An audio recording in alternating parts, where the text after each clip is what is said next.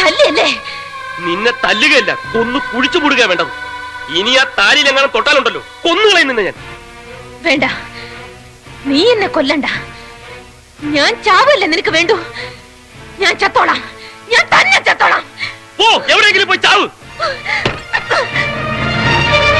കാണിച്ചു തരാം, എല്ലാത്തിനും ഞാൻ കാണിച്ചു തരാം. എന്റെ ശവത്തിന് നിങ്ങളെ കൊണ്ടൊക്കെ ഞാൻ സമാധാനം പറയിക്കും. നോക്കിക്കോ.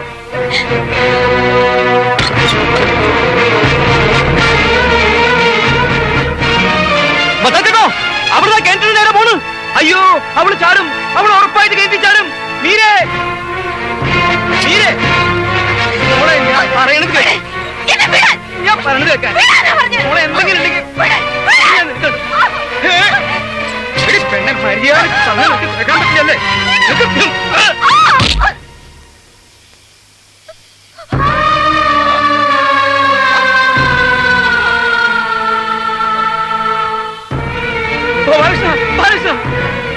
അയ്യോ മീരേ, ബാലകൃഷ്ണ പൊക്കട.